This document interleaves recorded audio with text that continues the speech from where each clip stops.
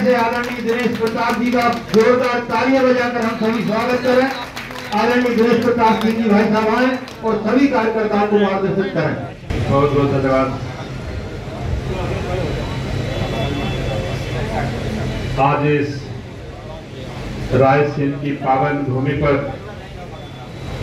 धर्म युद्ध, मुझे पता है कि मैदान में उपस्थित रायसेन के सम्माननीय नेता, वैसे तो हमारे पूरे मध्य प्रदेश में पहचान है, लेकिन रायसेन में मैं जहां कहीं गया हूं उनकी यश कीर्ति की चर्चा हर जगह हुई है। ऐसे माननीय विधायक पूर्व मंत्री आदरणीय रामपाल सिंह जी, आदरणीय राव उदय प्रताप सिंह जी, आदरणीय भागचंद उइके जी, आदरणीय दिलीप वर्मा जी, आदरणीय राकेश रघुवंशी जी, संतोष राय जी, देवेंद्र चौधरी जी, आदरणीय सीमा चौहान जी, उपस्थित सभी भारतीय जनता पार्टी के साथियों, मैं आप सबका इस कार्यक्रम में हार्दिक स्वागत करता हूं, अभिनंदन करता हूं। इस नवरात्रों के पावन पर्व पर जो ये कार्यक्रम आयोजित किया है, मां भगवती से प्रार्थना करता हूं कि आप सब प्रधानमंत्री जी को फिर से प्रधानमंत्री बनाएं, ऐसा मां भगवती हम सबको आशीर्वाद दे, शक्ति दे। सम्मानित साथियों, मुझे तो रायसेन जनपद के कार्यकर्ताओं के सहयोग के लिए यहां भेजा गया है। मेरा रोल सिर्फ इतना है और मां भगवती मुझे भी इतनी शक्ति दे कि मैं अपने भारतीय जनता पार्टी के कार्यकर्ताओं का उदयपुरा सहित इस क्षेत्र में दौरा कर रहा हूं, प्रवास कर रहा हूं। मुझे एक दिन की घटना याद आई। मैं एक मंडल की मीटिंग में था और आदरणीय शिवाजी पटेल जी से मैंने कहा कि आप भी थोड़ा उद्बोधन करिए। मैं मंडल की बैठक में, खचाखच भरा हाल था। आदरणीय शिवाजी पटेल जी खड़े हुए कार्यकर्ताओं के सम्मुख और हाथ जोड़ के दोनों हाथ खड़े हुए बोले, आज मैं बोलने की हैसियत में नहीं हूं, भाषण देने की हैसियत में नहीं हूं, मैं तो याची हूं। और हाथ जोड़ के ऐसे उन्होंने आप सब से अपने आशीर्वाद की भीख मांगी। मुझे सहसा इस भाव को आप सबके सम्मुख इसलिए प्रस्तुत कर रहा हूं कि हर बाप अपने बेटा के लिए ऐसी चाहत रखता होगा। और ये भी सत्य है, अगर शिवाजी पटेल की उन भावनाओं का आदर करते हुए आप सब ने वो किया तो निसंदेह आपके बच्चों को भी उनकी दुआएं लगेगी और अपने आपके बच्चे भी अपने क्षेत्रों में सफल होंगे। जिस भी क्षेत्र में बच्चे आगे बढ़ना चाहेंगे, शिवाजी पटेल की दुआएं तुम्हारे बच्चों के साथ होगी। अगर आप उनके बच्चों को, जिसने अपने पूरे जीवन भारतीय जनता पार्टी के कार्यकर्ताओं के सम्मान के लिए, सेवा के लिए, सहयोग के लिए अपना पूरा जीवन कुर्बान कर दिया, आज झोली फैला करके अपने ही उन भाइयों बच्चों के बीच में खड़ा होके याची के रूप में आपसे याचना कर रहा है। मेरा आग्रह है, उस 70 साल के बुजुर्ग की याचना भारतीय जनता पार्टी का कार्यकर्ता जरूर स्वीकार करेगा और भाव के साथ, भावना के साथ, उत्साह के साथ आप सबको इस चुनाव में खड़े होकर के भारतीय जनता पार्टी को जिताना होगा। सम्मानित साथियों, हम आप सब इस बात को भली भांति जानते हैं कि देश को कौन आगे ले जा सकता है, देश किसके हाथों में मजबूत है। आप जानते हो, 9 वर्ष में देश के यशस्वी प्रधानमंत्री नरेंद्र मोदी जी के हाथों में आपकी गाड़ी कमाई का पैसा और देश दोनों सुरक्षित है। काजल की कोठरी में रहने के बाद भी देश के यशस्वी प्रधानमंत्री नरेंद्र मोदी जी के एक दाग लगने नहीं पाया। 9 वर्ष में आपकी गाड़ी कमाई भी सुरक्षित है और देश भी सुरक्षित है। और नरेंद्र मोदी जी के पहले जिनके हाथों में देश था, कोई महीना बचता नहीं था जिस महीने में 2G 3G जीजा जी जैसे घोटाले न होते रहे हो, ये हमने आपने भली भांति देखा है कि नहीं देखा है। अगर देश की गाढ़ी कमाई और देश दोनों सुरक्षित रखना चाहते हो सम्मानित साथियों, तो ये फाउंडेशन है मोदी जी की। ये उदयपुरा का चुनाव नहीं है, ये मोदी जी की फाउंडेशन है। इस पर मोदी जी जैसा महल हम आपको सबको बनाना है। सम्मानित साथियों, मैंने बड़े करीब से देखा है उन लोगों को जिनके हाथों में कांग्रेस की बागडोर है, और सबने जान ही लिया होगा मेरा परिचय। मैं कह सकता हूं 2014 में कांग्रेस की राष्ट्रीय अध्यक्ष जब रायबरेली से सांसद बन के गई, तो कांग्रेस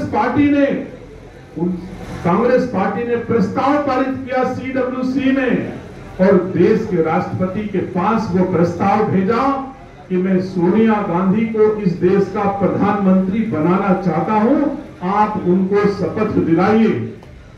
उस समय देश के राष्ट्रपति के पद पर कौन था? अब्दुल कलाम साहब थे। मुझे गर्व है ऐसे राष्ट्रपति पर। अब्दुल कलाम साहब ने उस प्रस्ताव पर लिखा कि मैं विदेशी मूल की महिला को भारत के प्रधानमंत्री पद की शपथ नहीं दिलाऊंगा। अगर एक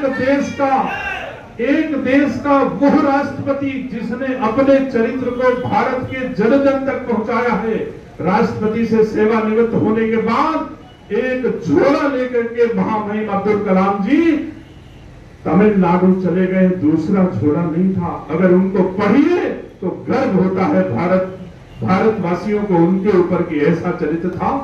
और आज परिलक्षित होता है कि नहीं परिलक्षित होता है, बताओ। अगर उन्होंने उस दिन कहा था 2004 में, और हम लोग 2023 में उसको अपनी आंखों से देख रहे हैं, क्या देख रहे हैं?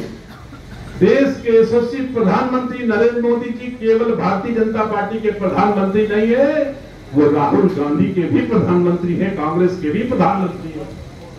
अगर देश का प्रधानमंत्री निर्णय लेता है कि मैं इजराइल के साथ हूं, देश इजराइल के साथ है, और देश का वो नागरिक, भारत का वो नागरिक कांग्रेस के पूर्व अध्यक्ष कहते हैं मैं हमास के साथ हूं, उस हमास के साथ हूं जो दुनिया का सबसे बड़ा आतंकवादी है, उसके साथ कांग्रेस पार्टी और कांग्रेस के नेता आज की तारीख में खड़े हैं कि नहीं, आप हमको बताओ।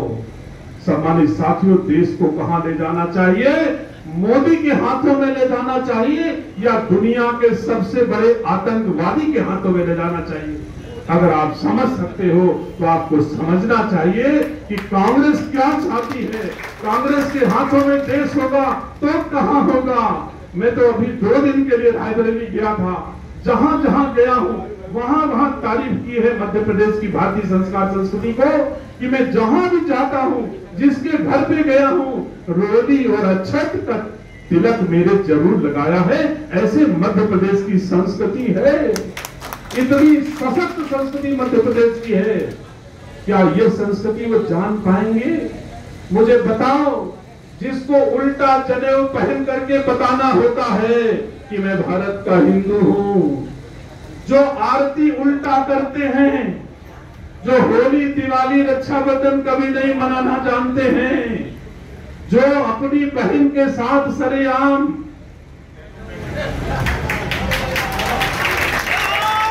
क्या कोई भारतवासी सार्वजनिक मंच पर बैठ के अपने बहन का इस तरह से सम्मान कर सकता है? तो क्या भारतीय संस्कार संस्कृति उनके हाथों में सुरक्षित है? सम्मानित साथियों, जो भारतीय संस्कार संस्कृति जानता है उन्हीं के हाथों में भारतीय संस्कार संस्कृति सुरक्षित है, और कहीं भारतीय संस्कार संस्कृति सुरक्षित नहीं है।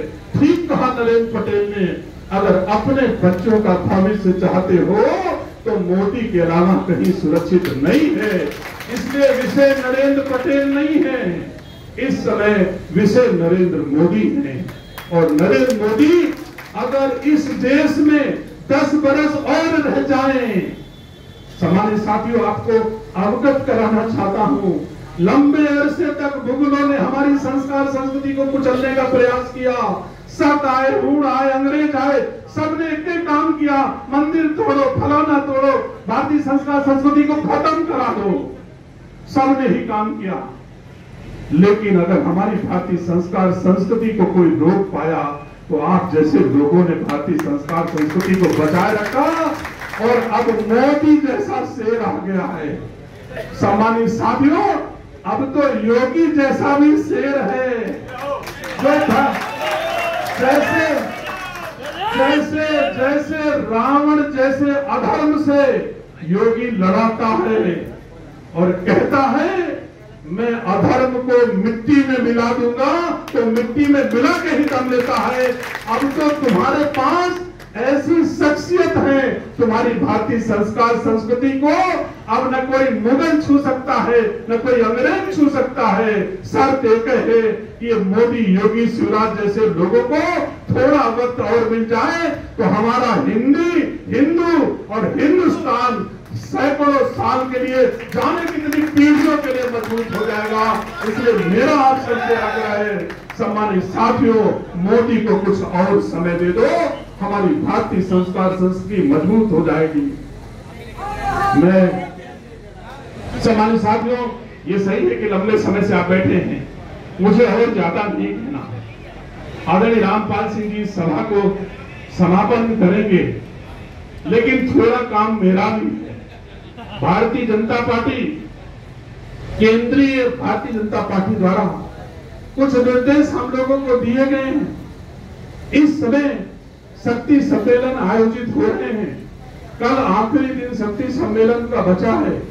मेरा आग्रह आप सबसे है, इन शक्ति सम्मेलनों को सफल बना दो। इस समय जो बूथ विजय प्रतिज्ञा ले लेता है, सम्मानित साथियों, मां दुर्गा अपने आप उसको शक्ति प्रदान कर देती है पाप से लड़ने के लिए। इसलिए इस समय हमको आपको वो संकल्प खुद लेना चाहिए, शक्ति केंद्रों पर दिखाना चाहिए, बूथों पर दिखाना चाहिए। 17, 18, 19 3 दिनों में हर शक्ति केंद्र पर शक्ति सम्मेलन हो रहे हैं। मेरा आग्रह है आप सबसे, उस पर बढ़ चढ़ करके हिस्सा लेना चाहिए और उसे मजबूत करना चाहिए। जब 17, 18, 19 पूरे हो जाएं, तो आपको हर बूथ की बूथ समितियां और पन्ना प्रमुखों और की वोटर्स, उस बूथ के की वोटर्स के साथ यही संकल्प फिर दोहराना चाहिए। मैं एक संकल्प आप सबको दोहरा करके बात खत्म करना चाहता हूं। तो मेरा आग्रह आप सबसे है, जो जहां है 1 मिनट के लिए अगर खड़ा हो जाएगा तो उचित होगा। जो जहां है